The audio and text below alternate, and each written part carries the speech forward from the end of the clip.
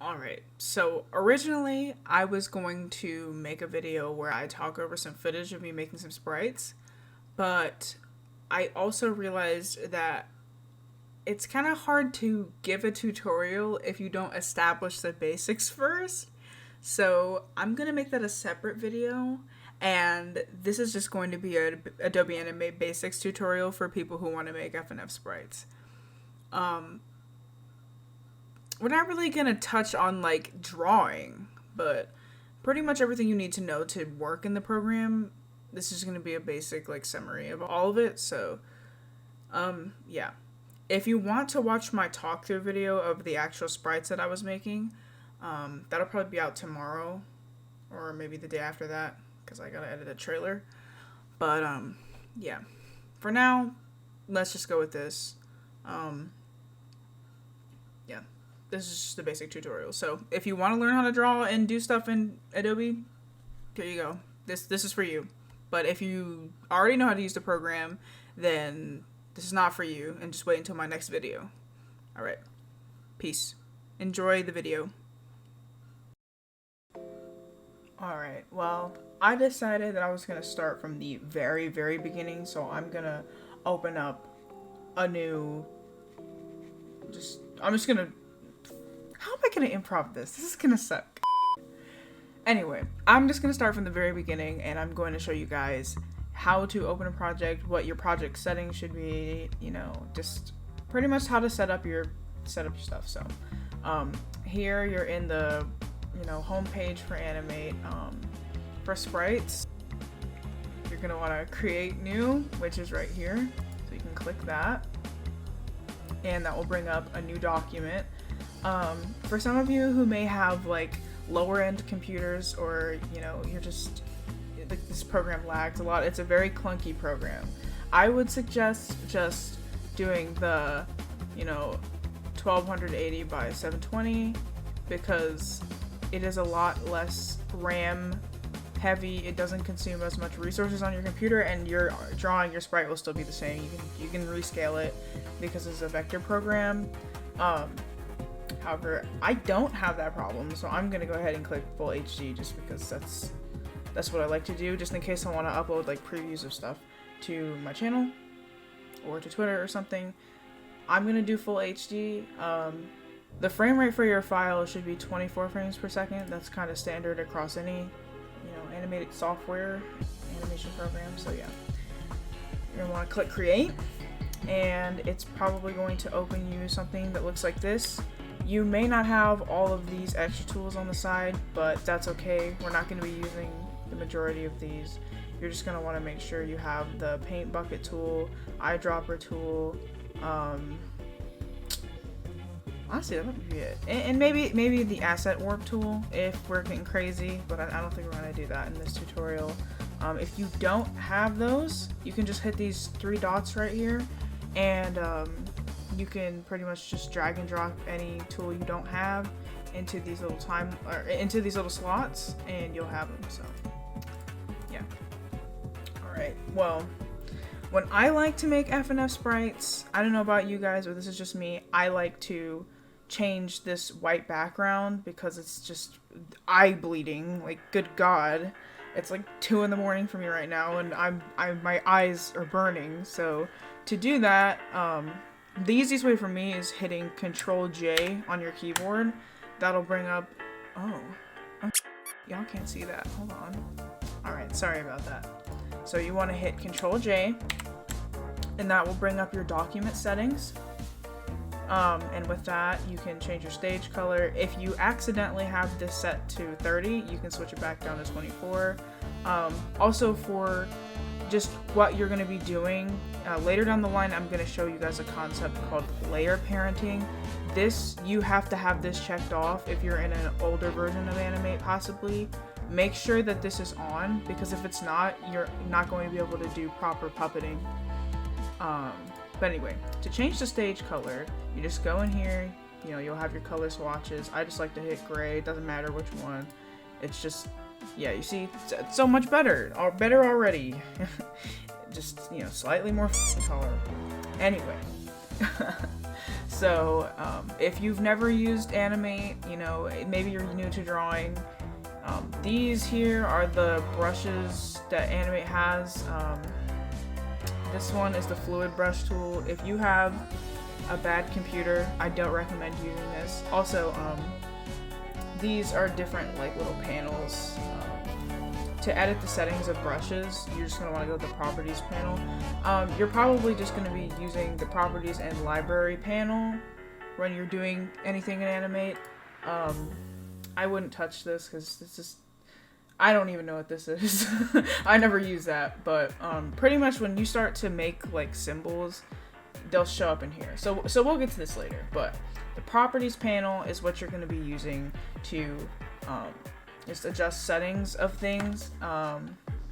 If you don't have that open or for some reason it is closed, just go up to window and then go to properties, and it'll open. And see, when I hit that, it closes it, but it'll come back. So yeah.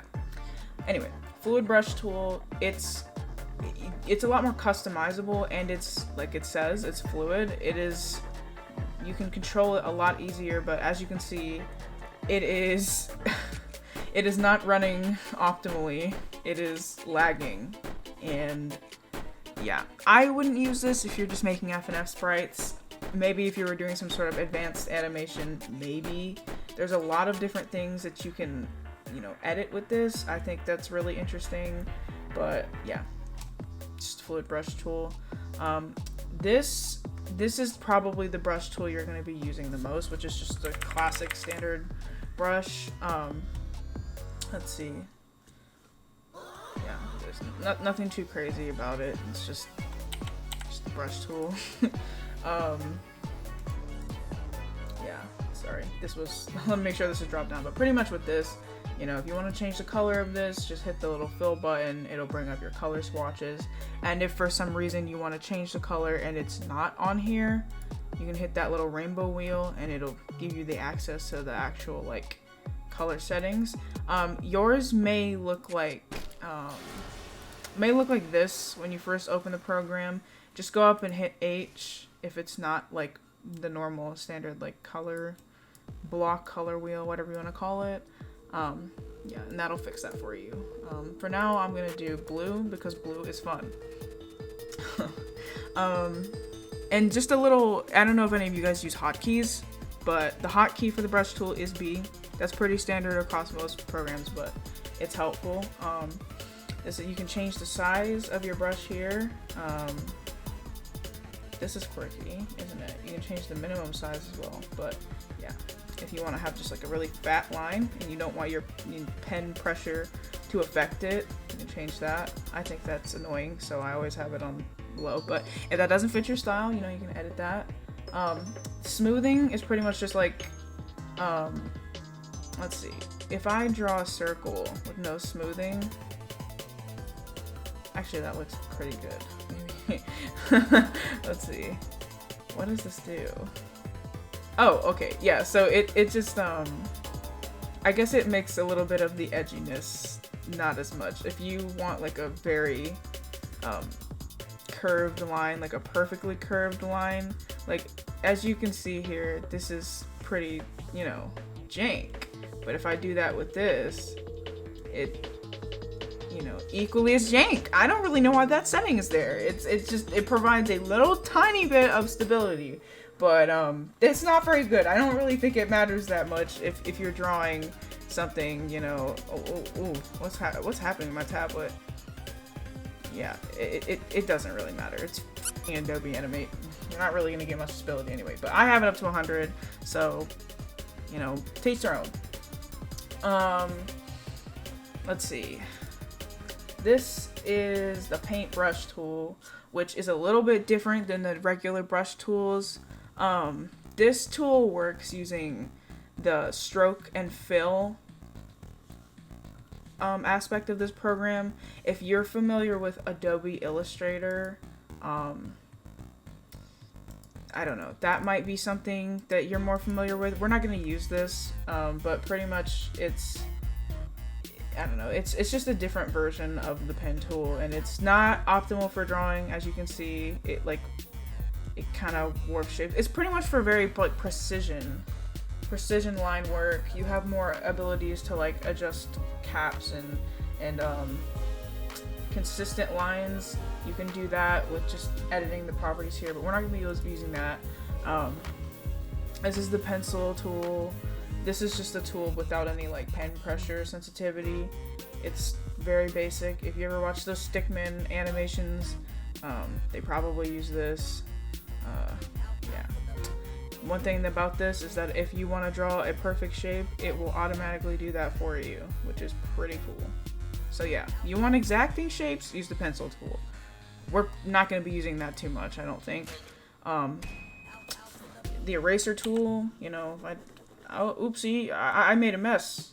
You can just go in here and you can erase it. I recommend unchecking this box if it's already checked, because it's really annoying. Yo, like if I have it checked and I'm drawing and I want the eraser to be really big or something, or like vice versa, now the brush size is really big, like no. Oh, also one nice function about the brush tool, let's say you're doing some smaller line work or something, right? You can save that and then you can make this as big as you want, and you don't have to like remember in your head how big it was. You can just hit this and it'll go back to that. And look, now he has a friend. Great, lovely, hunky dory. All right. So then there's a rectangle tool, works similar to the paintbrush tool. You know, your stroke is what you use for the line. Your fill is what's going to be inside of it. So when you draw a rectangle, it's just gonna, yeah, that's what's gonna be. It's gonna have whatever your colors are that you set there. Pretty straightforward. Also, in the rectangle tool, if you right click it, it will bring up your primitive shape, your oval tool, oval primitive, polystar if you want to do shapes that aren't basic shapes. Basic, right? All right. So yeah, the only other tools that I think may be important for this are, let's see, let me draw something. So if you have this circle and you want to select it, there's a couple ways you can do it. If you hit Q, or if you go up here to this free transform tool, you can click and drag and it will select it. When you have an object selected, you can skew it just like this. You can adjust where the skew point will be. So now I have moved this little white dot to the bottom, and now it'll pivot from there. So that's definitely helpful when you're like animating an FNF sprite going like left to right, stuff like that. It makes it easy. The other way you can do it is the lasso tool, which you can hit L, and yeah, same thing. It's just you can actually draw around it and it'll select. And to get out of it, you can just tap the screen. I already talked about a little bit briefly about layers on your timeline. So like this is your timeline. This is where the magic happens, right? So right now on this layer, I just have this little white ball. Let's say I want to have something in front of the white ball. Let's say I want to give him a nose, right? So I'll give him a little, well, it can be brighter than that. Give him a little red nose. Lovely, wonderful. Perfect. Right, so he's got a nose. And let's say I want to name his nose. Let's say I want to make sure that he knows where his nose is. So I can double click this and I can type in it. So that's his nose. And let's make the little white circle his head. But let's say, oh shoot, he might be able to smell, but he can't see. Let's give him some eyes. Right? Oh shoot, you know what this is looking like? This is looking like Clowfoe. I might as well draw him. Alright, so he's got eyes. Let's give him some hair. I'm doing this from memory, so I apologize if I mess it up. Right? I think it's like that. Yeah. We got hair tufts. So there's his hair. And I can give him a little smile. I'll just put it under the mouth layer. Or the eyes layer. He doesn't need a mouth layer. There we go. So there's our little our little Clowfoe. I'll be sure to add him in this video. Be like, oh my gosh, a cameo. But yeah, so we've got this little creature going. There's a couple of things we can do with this. I'm trying to think what I can demonstrate. For the purpose of this video, I suppose I'll tell you guys about layer parenting, because that's what's gonna be in the time lapse when I talk through everything. So, to do that, you have to make sure that all of these things that we drew, these are drawings right now. Like, you can, move this and break it apart. It's broken apart pretty much is what it is. But for layer parenting, you're gonna want to make sure everything's a symbol. So I'm gonna hit F8, or you can right click it. You can click convert to symbol. For FNF, you're gonna want to make sure that the type is graphic. It's just more efficient that way. So let's name this nose. And you can also select the whole layer. You can name this face. This can be the head. And these little hair tufts, I'll name this hair. Alright? Alright, so now that these are all turned into symbols, you're going to want to hit this show parenting view. It's going to look like a flow chart, because essentially it is. Oh, sorry, my chair's squeaky. Essentially, this is sort of like a flow chart. What we would call it in animation is a node tree. But what layer parenting does, and for like animating FNF sprites, it's so helpful, because you don't have to like keep track of where every little element of your puppet is and like move that manually. You can attach things to each other. So let's say I want the nose to be attached to the head. I can just drag this little purple square. I can drag this to the head, and bam, the nose is on the head. And the pivot tool that we showed earlier, the little white dot, this is where it will be when I move it. So if you want something to anchor and rotate at a certain place, you're going to want to just place that wherever you want that to be.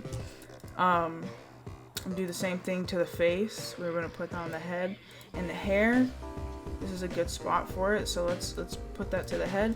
And now, if I want to move this whole thing, you see it's going to move together. But if I want to select something separately, like I can rotate the nose around, or I can skew the face. Oop, don't know why that happened. And move that up and down if he wants to nod. If his hair is blowing in the wind, move that down. You see? Now you have more control over your drawing. Let's see. Alright, so I hope that, oh wait, oh my god, how could I forget the fill bucket tool? I guess there are a couple more things that I should talk about. So number one, I don't know how I forgot to leave out the fucking fill bucket, but yeah, so if you want to pick a color from anything, anywhere on your canvas, you can hit the eyedropper tool or press I, and you will get the little fill bucket tool. You can also, the hotkey for the fill bucket is K, and you can just close whatever line you want, and then hit fill, and it'll fill it. You just make sure that it's closed. Let's say this isn't closed, right? You can go up here and you can make it say close large gaps, and it'll close it for you. I don't always recommend that when you're making puppets, because sometimes it'll close other gaps that you don't want to be closed, and then it leaves. Okay, but yeah, that's pretty much it for that. There's also a few settings with the brush that you could do alongside of that like close gaps feature. this little drop down tab, it will give you a couple of options. The paint normal, which is what it's always set on now. Paint fills, I'm not gonna, don't use that if you're not like actually using like the fills and the strokes thing, because you're not gonna need it. Paint behind is useful if you like literally just want to paint behind something. So let me go to his hair. Let's give him a little bit of fun white hair, right? So now there's a little outline around that because I painted behind it, and then there's paint inside, and we can give his hair a little bit of shading, right? So if you're painting inside, you know, sometimes it doesn't work. I don't always love using it, but this will paint inside of your object or whatever. So yeah. And one important thing to know, when you do convert everything to symbols and you want to edit it, make sure you're inside of the symbol that you want to edit. To do that, you just have to double click whatever you want to enter. And so now we're in the head layer. Now we can edit the head, change the color, whatever. And yeah, for FNF sprites, the best thing you can do for like making sure that you, like once you're done animating it, I haven't animated this at all, but for the sake of exporting XMLs and such, you're gonna want to select all of these. So you want to click this, hit shift, and click the last one. You right click this, you merge layers. Now this is all one, you know, one layer. And you don't have to change the name if you don't want to, but what you do need to do is actually no, hold on. That wasn't the right thing. You're going to want to convert this to a symbol, which I guess merging it would be good if you are using the layer parenting thing, because exporting them as XMLs for some reason, if you have animations that are not merged down, it will cause a problem in the Spritesheets. So be sure to do that. And actually, let me go back and demonstrate what happens. And I'll even do a little animation. I'll just fast forward. Or maybe not. Maybe I'll take this opportunity to talk about tweening. All right. Yeah, let's do that. Let's talk about tweening. So, we're gonna animate him nodding up and down or something, right? All right, so.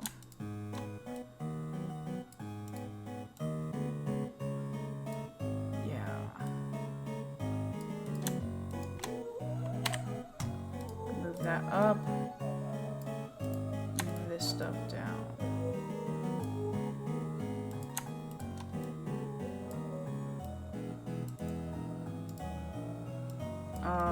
I guess I'll go over some basic like little tweening things if you're curious.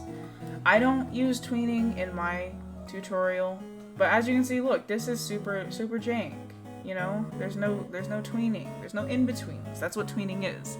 Don't let people on Twitter tell you, oh, FNFers, stop using the tweening tool. It's so dumb. It looks so basic. Every animation uses tweening. It's just, you have to edit the tween to make it look more natural. Or you could hand tween it, which is what I do. But anyway, to create a tween, we're going to use a classic tween. So if I put a tween on all of these layers, or I guess I'll have to do it manually. Oh, get out of here. So you see how now it's, you know, it's moving. It's alive. It's alive, yeah. And I guess I can take this and put this here. Oh my god, I love this version. It's so good. So good, so good. Alright, so it is moving in an extremely janky way.